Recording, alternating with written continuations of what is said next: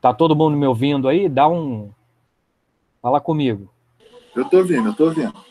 Sim, agora sim. Ah, beleza. Consegui mexer, então. O meu driver de som deve estar dando conflito, né? Com a instalação de algum programa aí que foi. Agora é o Meeting que tá meio devagar. Vamos ver.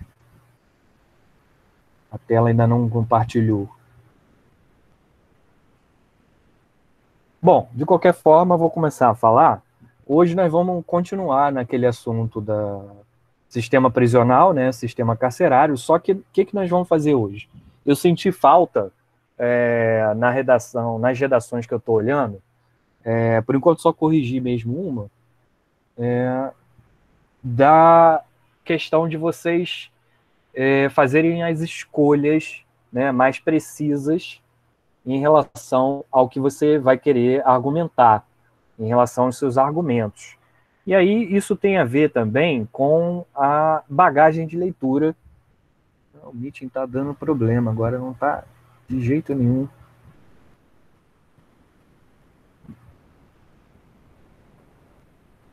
Muitos conflitos.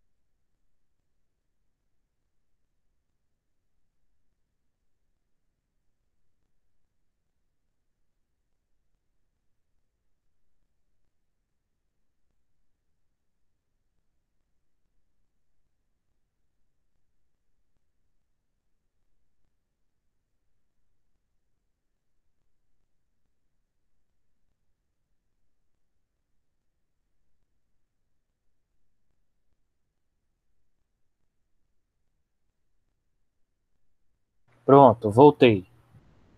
O Meeting deu uma travada aqui na hora de apresentar a janela, mas já estou de volta. Agora eu estou vendo que meu áudio está tocando e está aparecendo os pontinhos lá se mexendo.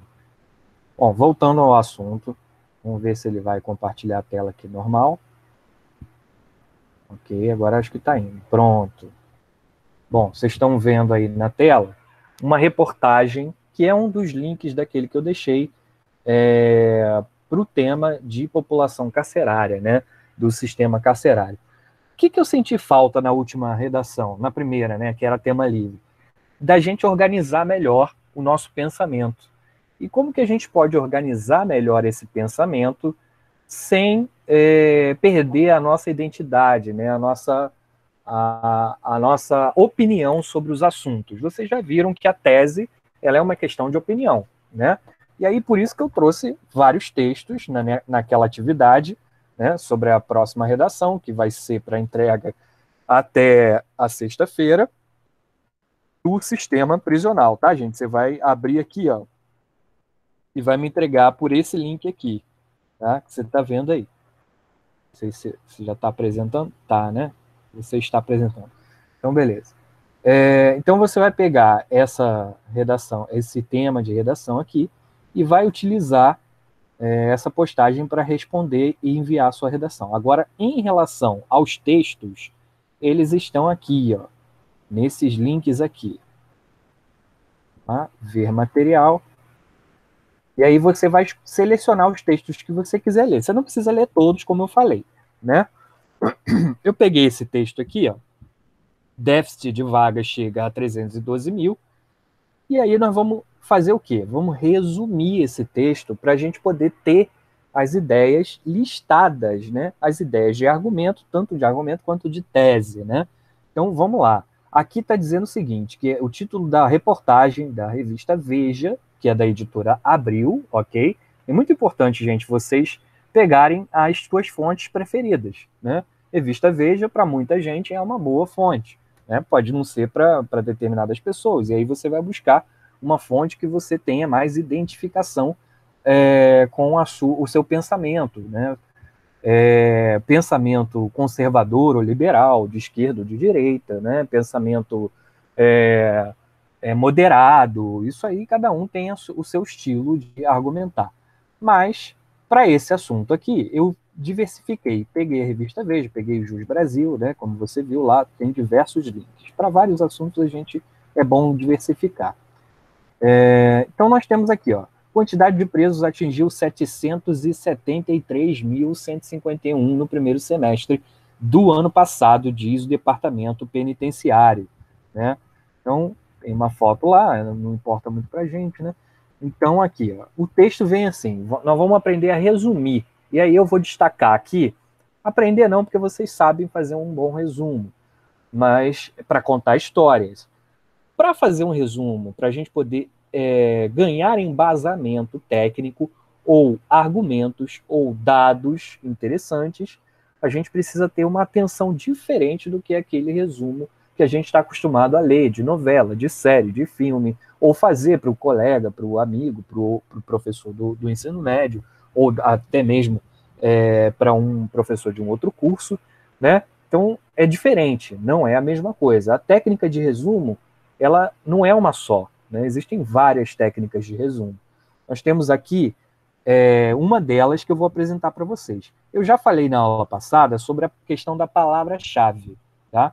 Eu vou ler o primeiro parágrafo da reportagem e a gente vai buscar as palavras-chave desse tema, e aí eu quero que vocês relembrem o que foi dito, né, na aula passada, né, sobre essas palavras-chave. A população carcerária brasileira triplicou desde o ano 2000, e atingiu 773 mil pessoas no primeiro semestre de 2019. Os dados inéditos, aqui a Veja teve acesso, a publicação, né, a revista, a autora da reportagem, serão divulgados nessa sexta-feira pelo Departamento Penitenciário Nacional, ligado ao ministro da Justiça, aliás, e Segurança Pública, nesse governo, na atual gestão. A Justiça e o Ministério, assim como a Segurança Pública, estão na mesma pasta. Justiça e Segurança Pública, ainda era, na época, né, o ministro Sérgio Moro. Então, no ano 2000, o primeiro da série histórica do novo levantamento do Departamento Penitenciário Nacional, primeiro levantamento, né, eles começaram a fazer no ano 2000. Havia 232 mil presos. Olha só, em 10 anos, ou menos de 10 anos, esse número triplicou, né, como estava dizendo aqui. E aí a explicação dessa triplicação. 232 mil presos e 755. Em todo o país, embora o número de vagas existentes nas carceragens, gente, anota, carceragem, carcerário, isso tudo são palavras sinônimos de prisão, né? Prisões, instituições prisionais. Tá? A gente também pode utilizar instituição prisional, né? Detentos no lugar de presos, né? Detentos no lugar de carcereiros. Né? Carcerário é o agente que cuida dos presos, dos carcereiros. Né? Pode anotar que isso faz parte do campo semântico. Então vamos chamar isso de campo semântico, ok? Então, se você tiver o texto impresso ou quiser destacar no seu celular ou no seu computador, anota e escreve que todas essas palavras são palavras-chave e fazem parte do campo semântico desse assunto. Tá? Então, até junho do ano passado, e isso aí ele está falando com relação a 2018, eram pouco mais de 461 mil vagas para abrigar os quase 800 mil detentos. Detentos é sinônimo de preso. Tá? Isso aí a gente está trabalhando essa relação de palavras porque é importantíssimo, no momento que você está escrevendo o seu texto, a sua redação, você ter acesso a palavras sinônimos para não se repetir. Quando você não se repete na sua redação, quando você escreve a mesma palavra, só que Você troca ela por um sinônimo, né? E aí, quando vai se escrever sobre sistema carcerário, você vai falar muito dos presos, né? Pode perceber aqui, ó, você tem aqui presos, né? Aqui em cima, quase no início do texto, e depois você tem detentos. É a mesma coisa. Só que, para não repetir, para você não perder ponto por coesão, ela foi utilizada um sinônimo no lugar dela, ok? As informações levam em conta presos em diversos regimes de cumprimento de pena. Lembra que eu falei na aula passada sobre a questão de regime aberto, semiaberto e regime fechado, né? Então é disso que ele está falando aqui. Regime de cumprimento de pena. Isso é uma palavra-chave, tá? Por enquanto estamos no nível da palavra-chave. Vamos chegar no nível da oração ou frase ou período-chave, né? O resumo, essa técnica de resumo, ela tem que incluir, ela inclui você destacar a informação mais importante de cada parágrafo e você transcrever ela para uma folha de estudos, né? Isso que consiste o resumo, um resumo bem feito, anotar as palavras-chave e a informação mais importante, né? De cumprimento de pena incluem até acusados contra os quais foram impostas medidas de segurança, como o autor da facada contra o então candidato Jair Bolsonaro, Adélio Bispo, nas eleições de 2018. A taxa de aprisionamento, olha só que coisa interessante essa expressão, taxa de aprisionamento, né? Índice que mede a quantidade de pessoas presas a cada grupo de 100 mil habitantes, saltou de 61 para 1990. Aliás, de 61 presos em 1990, no ano, né, de 1990, para 367,91 no primeiro semestre de 2019. Ou seja, em 30 anos, nós tivemos um crescimento absurdo de quantidade de pessoas que estão sendo presas, né? Que foram presas ao longo desses anos, que são presas a cada 100 mil habitantes, né? Subiu mais a quantidade de presos do que a quantidade de pessoas na população brasileira, né? Então vamos continuar aqui. Não, voltando só para fechar o resumo desse primeiro trecho, a informação mais importante aqui, ela é justamente o dado novo, né? O dado mais representativo. Qual é o dado mais representativo? A dica, gente, é você voltar lá no caput. O que é o caput? É aquele comentáriozinho embaixo do título da reportagem. Olha aqui, ó. A dica para entender o que é o dado novo, a coisa mais importante que tem. Ó. Quantidade de presos atingiu 770 mil e alguma coisa lá no primeiro semestre de 2019. Essa informação está aqui na introdução. Né? Aqui, ó. A população carcerária brasileira triplicou. Essa é a informação mais importante desde o ano 2000. Isso aqui é primordial, atingindo quase 800 mil presos, né, em 2019. Tá? Agora, se você quiser, você pode anotar dados também, como, por exemplo, esse aqui, ó, o número no ano 2000, o primeiro levantamento era de 230 mil presos. Né? Esses dados são importantes na hora que você vai compor a sua redação. Mas, se você quiser a informação mais importante desse texto, para resumi-lo, é essa aqui. Né? A população carcerária triplicou. Isso aí é a informação mais importante desse texto. Triplicou em 9 anos. Né? Aí, aqui vem um abre aspas, né? Não há muitos presos. A questão é o que você faz com o preso. E não a quantidade deles. O Brasil, historicamente, não fez muito bem o que deveria ter feito com os presos, que é colocá-los para trabalhar, tirar a ociosidade. Gente, anota essa palavra, que ela é uma palavra muito importante, tá? Ociosidade, que é o não fazer nada, a falta de atividades, tá? Ociosidade é aquele que não faz nada, aquele que não tem nenhuma atividade durante o seu cotidiano.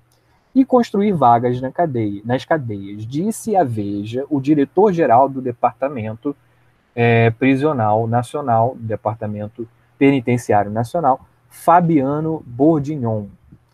O Brasil sempre foi muito negligente na criação de vagas para colocar o preso.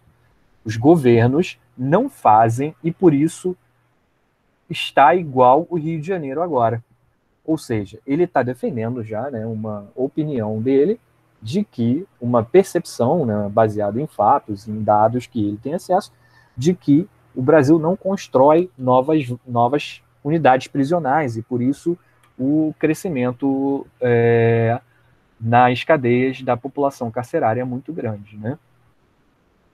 Em setembro de 2015, o Supremo Tribunal Federal, esse parágrafo a gente não precisa resumir, tá, gente? Por quê? São citações, tá? Aí, como que se resume uma citação, professor?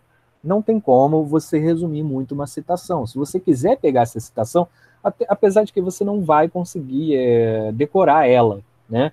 Uma coisa é você estudar os dados, outra coisa é você resumir a sua redação, né, o texto da reportagem, e uma outra diferente é você falar sobre uma fala, né, citar uma fala de uma autoridade. Essa fala da autoridade, por exemplo, o que você poderia fazer aqui é resumir em: o Brasil sempre foi muito negligente na criação de vagas para colocar o preso. Pronto. Esse é uma fala do diretor-geral do DEPEN, do Departamento Penitenciário Nacional. Tá? Não precisa nem citar o nome dele. Claro, o ano é de 2019, como é o ano da reportagem. Ok? Vamos agora para outro parágrafo para ser resumido. Então, nós temos aqui, deixa eu só fazer junto com vocês aí. Ó. Vamos lá. A gente tira esse pedacinho aqui. Por coincidência, é a primeira frase, né? O primeiro período do texto. Né? Vamos jogar ele aqui. E aí a gente vai ter nosso primeiro dado sobre o texto que a gente quer resumir. Ok? Deixa eu aumentar o zoom.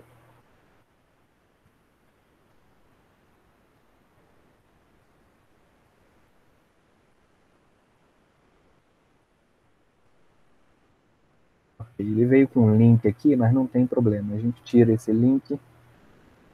Tá? Isso aqui é um dado do texto, importantíssimo. Vamos agora ao terceiro parágrafo. Tá? Em setembro de 2015, o Supremo Tribunal Federal, STF, aí mais uma vez o personagem STF aparecendo nos nossos textos, né? Nos nossos textos base para entender os temas, decidiu promover uma espécie de intervenção na reordenação do sistema prisional brasileiro e determinou que a união, gente, é um sinônimo para governo federal, ok? Governo federal, na verdade, governo federal, governo estadual, governos estaduais e governo municipal. A união, né? A união de todas as esferas públicas executivas fosse impedida de contingenciar recursos do Fundo Penitenciário Nacional, FUNPEN. Mais uma palavra-chave aí, ó, Fundo Penitenciário Nacional. Isso aqui também é bom a gente destacar. Vamos colocar as palavras-chave separadas aqui. Tá? FUNPEN é um fundo, tá? Que é a arrecadação de impostos o compõe. E aí a gente precisa entender que se ele deu a sigla, se ele deu a nomenclatura, o texto vai explicar o que é esse FUNPEN. Vamos lá.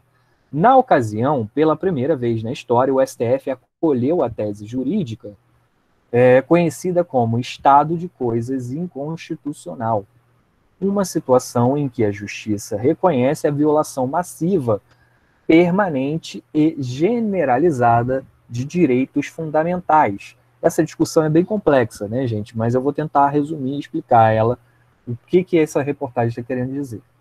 Atesta a omissão histórica da administração pública e decide aplicar uma espécie de remédio para reverter a inércia das autoridades. O que está acontecendo? O Supremo Tribunal interveio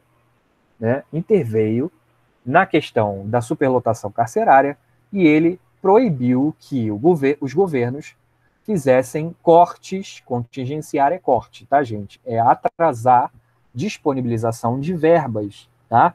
desse fundo aqui. Esse fundo provavelmente é um fundo que recebe aportes da arrecadação de impostos, né? Então, você não pode... Para quê? Para que serve esse fundo? Para financiar construção e abertura de vagas e melhoria das instituições penitenciárias, né? É bem autoexplicativo até, apesar dele não ter explicado. Aí, o que é de mais importante aqui? Esse pedaço do meio aqui, essa parte do meio, que diz sobre o STF e a União. Olha lá. STF, tá? STF determinou que a União fosse impedida de cortar, de contingenciar os recursos ao FUNPEN, ok? Isso, gente, é uma intervenção do poder jurídico ao poder executivo, do poder judicial, né? Na verdade, jurídico não, judicial ao poder executivo. Então, nós temos aí, resumindo o terceiro parágrafo, nós temos a determinação de que a União fosse impedida de não investir nas prisões, que era o que estava acontecendo ao longo dos anos, ok? Mais uma informação importante, né? O STF intervindo a favor do sistema prisional brasileiro. Então, chegamos aqui ao quarto parágrafo da reportagem.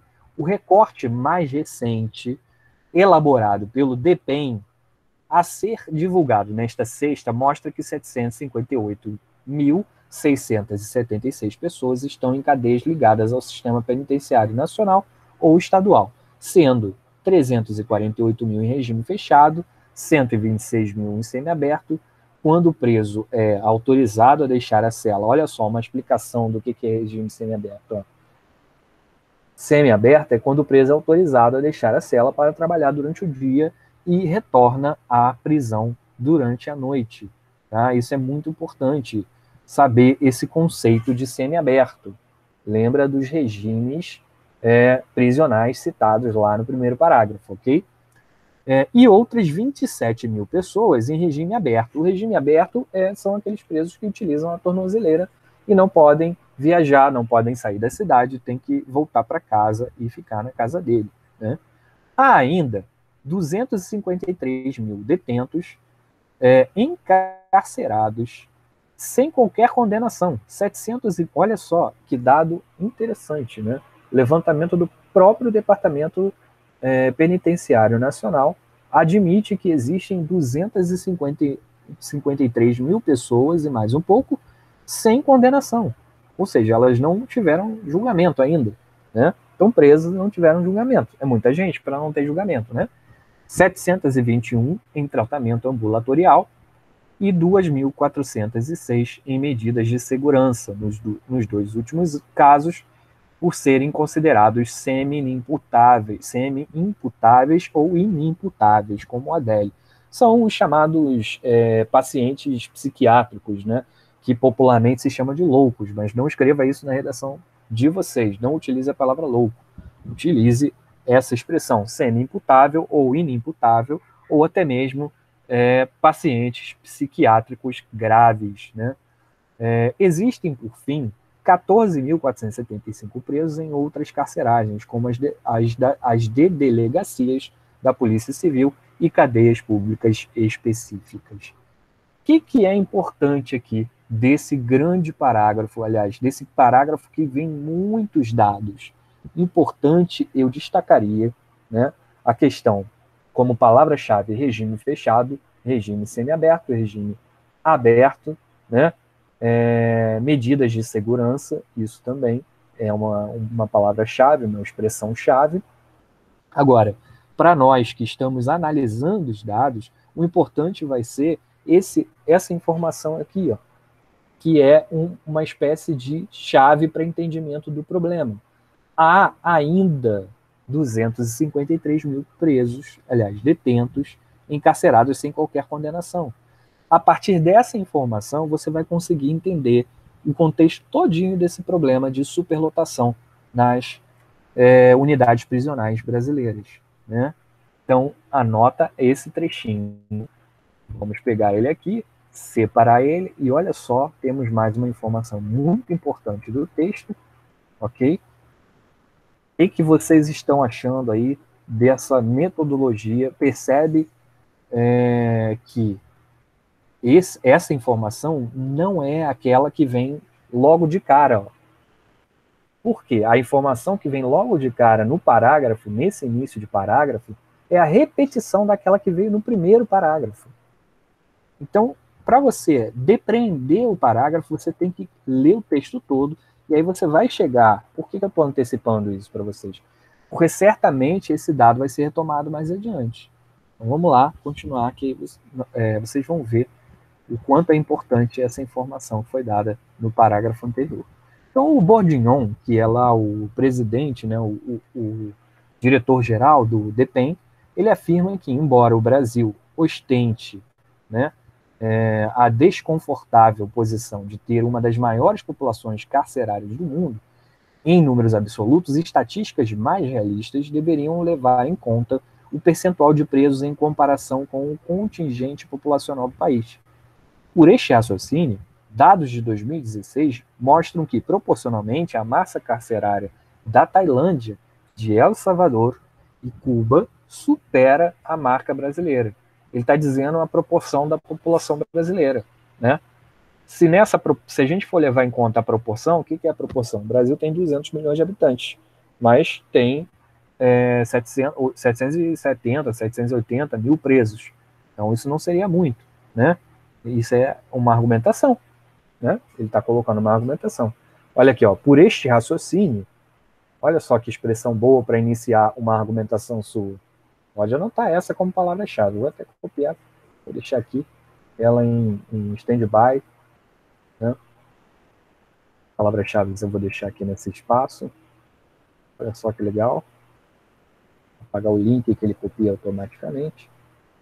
Olha só como é que a gente está pegando só o que nos importa, né, no texto e deixando as informações supérfluas que a gente não vai usar na nossa redação, deixando de lado. Então, por este raciocínio, dados de 2016 mostram que, proporcionalmente, a massa carcerária da Tailândia, de El Salvador e de Cuba supera a marca brasileira. Isso é uma informação importante, né? Ele está colocando aqui que a marca da população carcerária brasileira, ou seja, o número de presos em comparação com o tamanho da nossa população, com o tamanho do nosso país, não é tão grande assim, porque se você for observar esses 4 países citados, 4 não, 3, né? Tailândia, El Salvador e Cuba, é muito maior, né? Isso levando em consideração os dados de 2016. Aí ele cita Cuba ainda, né? Em Cuba, diz, eram 510 presos para cada 100 mil habitantes. Lembra lá em cima do número que a gente percebeu, do número que a gente leu, de 367 em 2019 para cada 100 mil habitantes? Isso é uma maneira de entender a proporcionalidade, tá, gente? Proporcionalidade é algo importante não só na matemática. Vocês devem ter aula aí de matemática com o professor Vitor, né? Então, conversa com ele sobre essa questão da proporcionalidade. O professor de geografia também pode dar boas informações em relação à proporcionalidade na hora de compor uma estatística, né? E isso é uma informação importante. A matéria já está terminando, está chegando aqui no final. E aí eu vou destacar como principal informação o argumento dele por completo aqui, né? A questão de... Mas eu vou pegar só, não vou pegar tudo não, porque eu já peguei por este raciocínio. Então a massa carcerária do Brasil, ela está abaixo desses países na questão da proporcionalidade. Vamos jogar aqui no nosso resumo. Olha como ficou, né? Olha como está ficando, né? Cada parágrafo com apenas uma parte bem pequena de informações que são exatamente aquelas que mais importam, né? E aí não é a primeira, não é você pegar a primeira frase, não é você pegar o primeiro período ou o período que você acha, né? É aquilo que é mais relevante para o tema, para o que você está lendo, né? Então, ó, nós temos até agora a população carcerária brasileira triplicou de 2000 do ano 2000 para 2019, determinação, o STF, né, botar aqui STF, STF determinou que a União não economizasse mais com os recursos penitenciários para investir em construções de prisões, e ainda há 250 mil detentos encarcerados sem qualquer condenação. Isso em 2019, né, dados de 2019, lembrando que a matéria é de 2019, do ano passado. E outra informação importante é que a massa carcerária brasileira, segundo, aí aqui a gente pode colocar, segundo o diretor do DEPEN,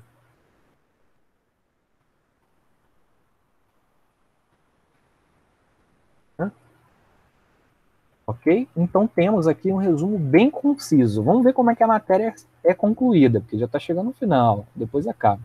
De acordo com o DEPEN, o estado de São Paulo ocupa a primeira colocação entre as maiores populações carcerárias do país, com 233 mil presos, seguido por Minas, com 78 mil, Rio de Janeiro, com 59 mil, Rio Grande do Sul, com 40 mil, Pernambuco, 33 mil. Um dado preocupante é o fato de mais da metade de todos os presos do estado da Bahia estarem detidos sem nenhuma condenação. Olha o gargalo aí. Lembra que foi dito lá naquele parágrafo sobre os presos, 250 mil presos sem condenação, né? Eles são suspeitos de terem cometido crimes, o caso deles está em julgamento e eles não foram condenados nem na primeira instância, eles estão presos, né? Provavelmente não tem advogados, a defensoria pública que defende pessoas que não podem pagar advogados, ela é muito lenta, né? O sistema judiciário brasileiro é muito lento, e aí não é culpa dos agentes penitenciários quando tem aquelas explosões de rebeliões que atingem famílias, né? Porque as famílias no entorno ficam preocupadas, que moram mais próximas dos presídios, as famílias dos funcionários das unidades prisionais sofrem porque tem sequestro, tem ferimentos, tem até chegam a matar agentes carcerários, e isso é um problema sério para o sistema prisional. E um dos grandes problemas é o estado da Bahia, apesar de que esse número comparado com os 250 mil não é muito grande, mas metade da população carcerária no estado da Bahia, ela não foi julgada nem em primeira instância. Esse é um problema da justiça do estado da Bahia, né? Um problema do sistema judiciário de lá. E esse dado a gente pode destacar também como um dado interessante de observar, né? Só em um estado, metade da população carcerária, ela não ter sido julgada nem em primeira instância, isso é muito relevante, né? Para nós que vamos escrever um texto sobre a questão carcerária. Observe bem os dados que você pode utilizar na sua redação como argumentos, né? Depende do que você quer defender. Se você quer defender que haja mais prisões, você pega lá esse dado aqui, haja construção de mais prisões, você pega esse dado aqui, ó. O STF agora já determinou que não vai poder mais mexer nesses fundos e contingenciar a verba, cortar a verba para presídio. Não pode. Vai ter que construir mais prisões. Sou a favor, professor. Se você acha que a justiça é que tem que melhorar, olha aqui que dado importante, né? Há ainda 250 mil detentos encarcerados sem qualquer condenação, sem condenação em primeira instância, sem condenação em segunda, sem condenação em terceira, sem nenhuma condenação. São suspeitos que têm investigação contra eles e acusação contra eles. Tá? Uma coisa importante da gente falar é a questão da condenação, a diferença entre condenação,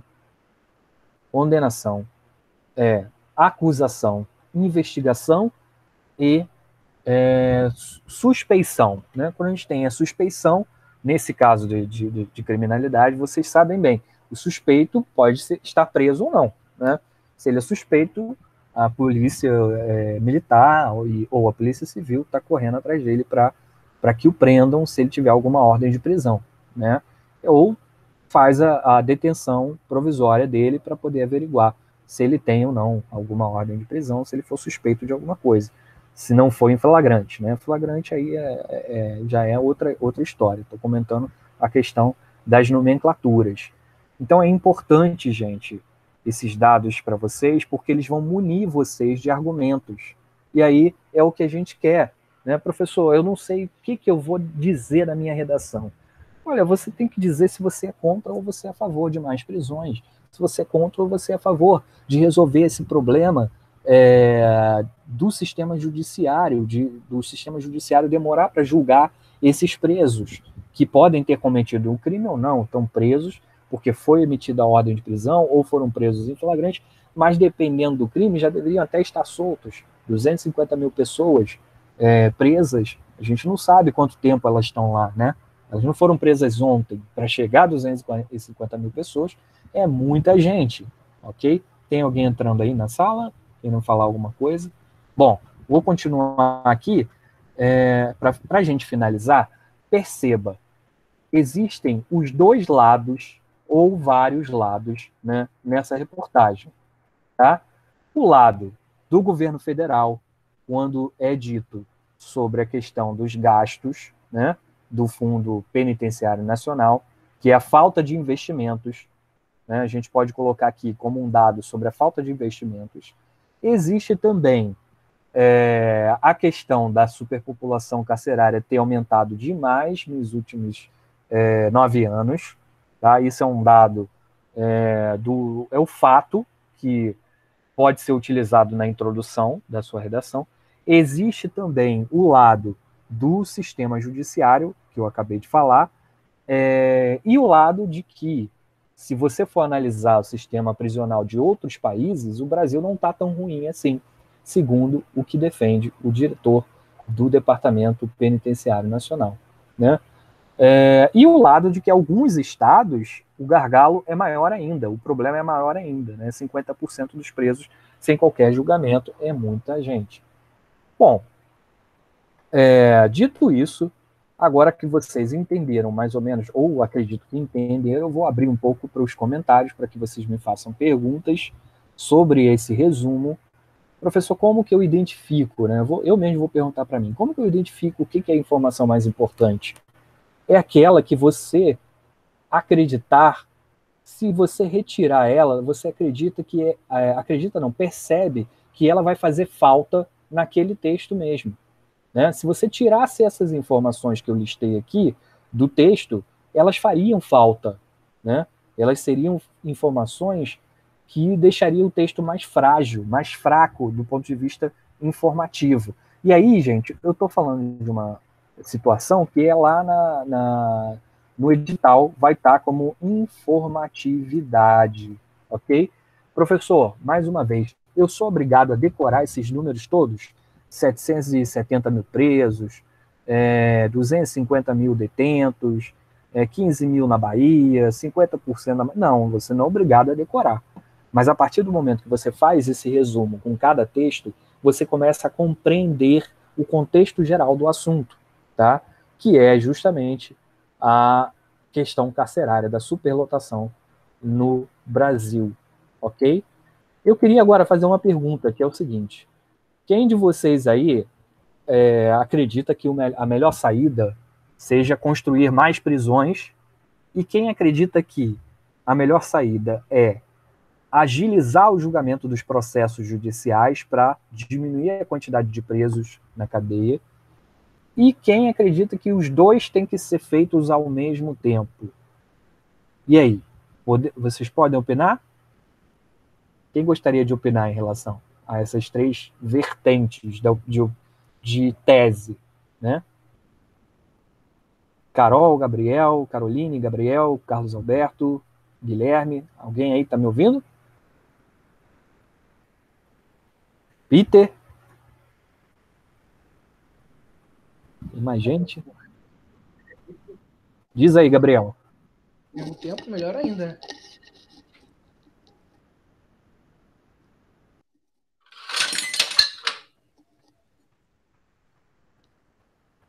Gabriel? É o que o senhor falou, se der para ser feito isso ao mesmo tempo que eles aceleram o processo de julgamento e aumentar o espaço da cadeia, é melhor, né? Mas provavelmente se ele acelera o processo de julgamento, vamos dizer que 50% dos presos que estão lá, não é 50%, mas vamos botar uma taxa menor, uns 30% dos presos que estão lá estão injustos, provavelmente vai baixar bastante, né? A quantidade de pessoas lá dentro. Então não vai precisar tu aumentar a quantidade do presídio. Sim, é uma técnica, né? É uma solução, né? É uma proposição. Achei boa a tua opinião, e dá prioridade em relação ao julgamento dos processos e dos presos que estão lá sem condenação, né? Agora, se você quisesse defender que as duas coisas fossem feitas ao mesmo tempo, você pode caminhar por aí também, que é dar prioridade para um, mas não esquecer da outra tese, que é a construção de mais prisões, né? Até porque, se o próprio o Supremo Tribunal Federal, acredita que esses investimentos na área de segurança pública e na área, né, do sistema penitenciário já deveriam ter sido feitos, é porque não tem saída. Essa vertente, o ideal é que vocês abordem, mesmo que seja minimamente, tá? Em qualquer tese que vocês sigam. Agora, você pode optar por defender que seja realmente investido bastante em novas prisões, ou... Professor, Sim. eu teria uma tese também diferente. Eu colocaria os presos, no caso de. Os crimes cometidos menos, por exemplo, menos grave, né? Vamos dizer assim. Uhum. Em regime semiaberto, sendo que ele tem que trabalhar, entendeu? Aí provavelmente tu desafoga um pouco a cadeia. Dependendo do É, crime. Tem um grau de crime que você cumpre semiaberto, entendeu? Mas trabalhando, tem que estar trabalhando, entendeu? Até porque aumenta. você tá trabalhando, você gera, vamos dizer, meio que um retorno pro governo, né? Você não fica uma pessoa inativa parada, igual tu falou, é uma pessoa ociosidade, sem fazer nada. Isso. A questão de aumentar a quantidade de presos no semiaberto pode ser uma solução. Na verdade, não uma solução, mas pode ser uma ajuda, uma contribuição para a diminuição da população carcerária, né? A questão é que não tem como ficar do jeito que está, né? Algumas coisas ou muitas coisas precisam ser feitas. Talvez todas essas juntas, né? Mas para você compor isso na sua redação é um pouco difícil. O que eu peço de vocês? Na hora de vocês escreverem, tá? Eu não vou mais abordar esse tema do sistema carcerário. Na sexta-feira já vai ser uso e descriminalização da droga, tá? Eu só quis voltar nesse tema porque eu achei que ficou muito rápido a aula da sexta-feira, dessa última sexta-feira. Mas, assim, o que eu peço para vocês? Se você tiver dificuldade em abordar essas três teses, essa do Gabriel, que o Gabriel falou, a tese sobre a construção de mais presídios e a tese sobre o investimento na justiça, na aceleração dos processos, pega só uma delas, defenda só uma delas, tá? E aí você vai bater sempre em cima de uma tecla e vai ficar melhor a tua argumentação inicialmente. Lá na frente, como é um problema muito grande essa questão do sistema carcerário, lá na frente a gente pode pensar em tentar defender duas teses, tá? Ao mesmo tempo, porque fica muito mais fácil quando você defende uma tese só. Ok, gente? A tese vai ser sempre aquilo que propõe uma solução, né? Ele é a observação da chave daquela problemática que foi passada. A observação com profundidade. É você desenvolver aquele tema. E esse desenvolvimento, para elaborar esse desenvolvimento, você precisa estar focado, concentrado em apenas uma solução, né? Principal, pelo menos, que ela seja a solução principal. Nós já vimos aqui um exemplo de redação que tinha duas vertentes, né? Que ele falava, o autor falou do STF, do lado bom e do lado ruim, né? Isso é interessante porque ele criou toda uma contra-argumentação para o tema. Agora, nesse caso do sistema carcerário, é uma problemática, é um assunto, uma temática que ela é bem mais complexa do que a questão do STF, por exemplo, da popularidade do STF, que foi o tema abordado naquela redação, da qual a gente fez uma leitura e interpretação. Ok, gente? Eu vou ficando por aqui para não atrasar muito a aula do Vitor, né? Eu acho que fiquei devendo até uns 10 minutinhos, mas a gente tira aí na sexta-feira, não tem problema, tá bom? A gente adiciona uns 10 minutinhos também. Espero que não dê mais problema aqui no nosso áudio. E quero dizer para vocês o seguinte, relembrá-los, né?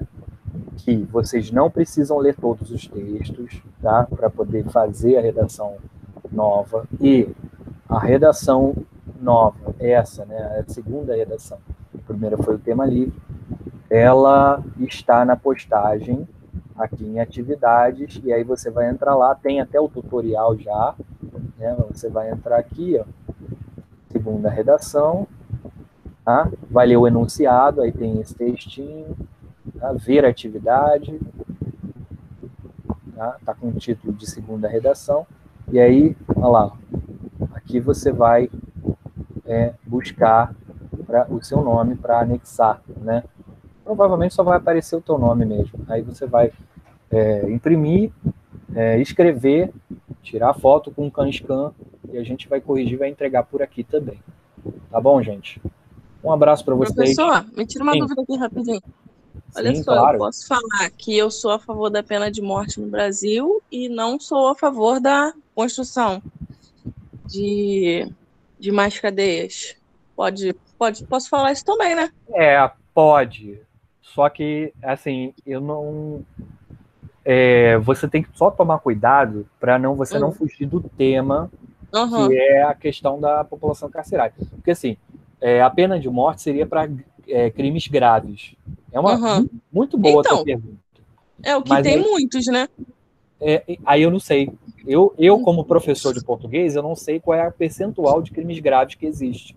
Porque você percebeu aqui, ó, que os semiabertos, vamos tirar pela quantidade de semiabertos, né? Semiaberto é leve, né? Ó, havia, ó, primeira série histórica, parará, parará, ele diz aqui, cadê semiaberto? Mais para baixo aqui. Aqui, ó, semiaberto. Sendo 350 mil em regime fechado. Ó, vamos dizer que esses 350 mil sejam presos de crimes de média periculosidade, né, como roubo, assalto, e crimes de alta periculosidade. Eu acho que o percentual não chega, se a gente for pessimista, não chega a 30% disso, não. E aí até daria uma reduzida, né? Mas aí você teria um problema grave que, para enfrentar a sociedade brasileira, que é muito conservadora e religiosa, com esse argumento, você teria um pouco de trabalho para desconstruir isso, né? Você está entendendo? Você pode ter essa opinião, mas aí eu quero ver na hora da escrita você desenvolvendo ela bem. Agora, para você desenvolver ela bem, ela tem que ser o seguinte, essa quantidade de presos graves aqui, se todos eles forem graves, aí sim, reduziria pela metade, né? Assim, vamos dizer de uma maneira bem... O que seriam graves? Graves? Graves é tráfico de drogas, é uma coisa grave se a pessoa for de alto escalão no tráfico, né? Assassinato em série é gravíssimo. No caso, o assalto não é?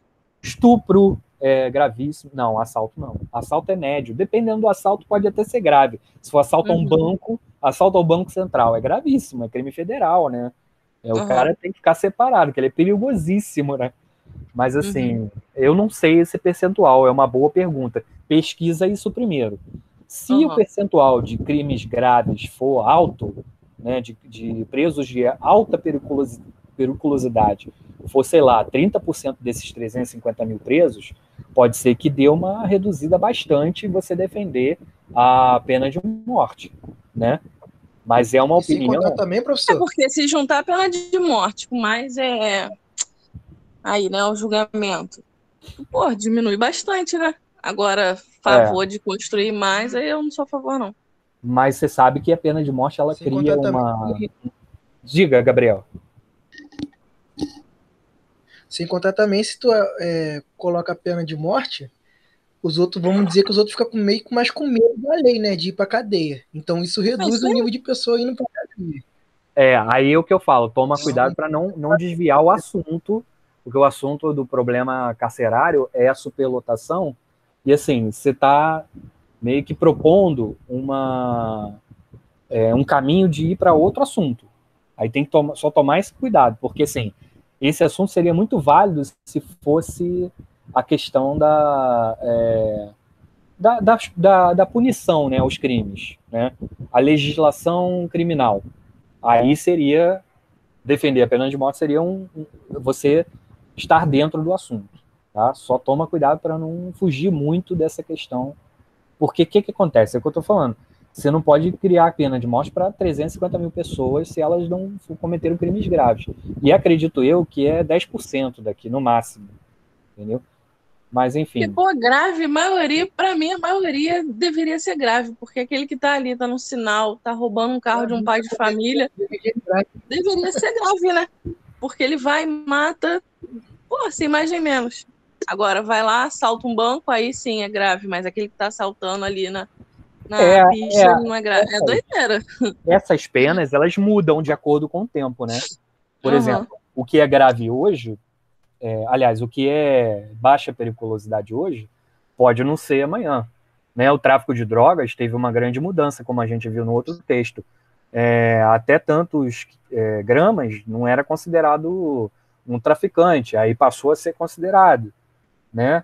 Então isso vai mudando de acordo com a sociedade. Se for, Caroline, uma demanda da sociedade mesmo, a instituição do caso da pena de morte, isso aí pode ter certeza. Eu não sei, você pode até buscar, olha, uma sugestão, busca pesquisas de opinião também para embasar a tua argumentação. Por exemplo, qual o percentual de pessoas no Brasil é a favor da pena de morte? Qual o percentual de pessoas é a favor da prisão perpétua, né? Isso aí pode balizar um pouco, pode ajudar a tua argumentação nesse sentido. A ideia não é ruim, só que o perigo é você entrar num assunto diferente, entendeu? E aí deixar de falar, porque assim, não dá para você instituir a pena de morte hoje e aí amanhã eliminar, né, mandar toda essa galera para o paredão, ou para forca, ou para injeção, ou para cadeira elétrica, né? Não dá de um dia para o outro. O problema tem que ser resolvido aos poucos, até porque você percebeu que muitos nem foram julgados, né? Então a gente não sabe se esse que não foi julgado é um preso perigosíssimo ou é um preso de baixa periculosidade. Ele não foi julgado, o julgamento dele não foi nem o primeiro juiz colocou a mão, então ele ainda pode recorrer em segunda instância, em terceira instância, no STF. Então é complicado, não é um tema fácil, entendeu? Entendi. Sem contar também que a justiça no Brasil é muito falha, né? Porque tem muita gente, por incrível que pareça, tem muita gente presa que não, por exemplo, gente parecida com outra que cometeu crime. Já vi, passou até uma reportagem, esqueci o nome. Nome parecido, a pessoa nem era parecida. Nome parecido, já vi também. Lembra? Teve a irmã que cometeu o crime e a outra irmã que foi presa por ela. Pois é, acontece. Irmão gêmeo. Eles falaram porque no Brasil não se adotaria o sistema de morte, né, no caso. Eu acho difícil mesmo, porque a nossa população ela é muito religiosa. Né? Nós temos aí o catolicismo, o cristianismo, o protestantismo, são duas religiões, né? Protestantismo e o catolicismo são duas muito grandes, né? E boa parte, tanto dos católicos quanto dos protestantes, a maior parte, acredito, ela não é a favor desse tipo de punição. Uma parte mas apesar de que não tem, nunca vi nenhum dado estatístico. Uma parte pode até ser, né? Mas assim, eu acho bem difícil essa questão passar no Brasil, até porque isso cria um desgaste com o poder público. Qual é o governador que lá nos Estados Unidos gosta de mandar um preso para a cadeira elétrica? Ele fica visado, e aí politicamente não é interessante para aquele político. Você está entendendo o que eu estou querendo dizer? Eles perdem votos, é isso que eu estou falando em português bem claro, porque boa parte da população não gosta desse tipo de medida, mas a gente está empurrando o problema para debaixo do tapete, porque quem está sofrendo são as famílias dos agentes carcerários que veem o agente ou a agente, né, carcerária sair para trabalhar e não sabe se eles vão voltar, porque realmente é um barril de pólvora a realidade lá dentro, né? Quer colocar mais alguma coisa? Alguém? Não. Então é isso, gente. Ficamos por aqui. Deu até 1 hora certinho, encerrar um pouco antes. Um abraço para vocês, uma boa semana. Tá? Tem 3 redações lá do primeiro tema. Quem ainda não fez, ainda estou aceitando. Tá? Vou aceitar até sexta-feira. Falei que era até segunda, mas vou dar essa margem aí para vocês poderem enviar o do primeiro tema, que é tema livre. Tá? E aí já vão pensando em como vocês vão escrever para poder me entregar até sexta-feira da segunda redação. E na sexta nós vamos iniciar um novo assunto, que é o assunto da questão da descriminalização das drogas, tá? A redação, você vai corrigir ainda essa semana, professor? Sim, a redação da primeiro tema, sim. Tá. Até quarta ela chega para vocês. Até quinta ela chega para vocês, tá? Quem já fez, ok. quem já me entregou. Ok? Um abraço, Ok. boa semana para todos. Boa semana para você também. Obrigado.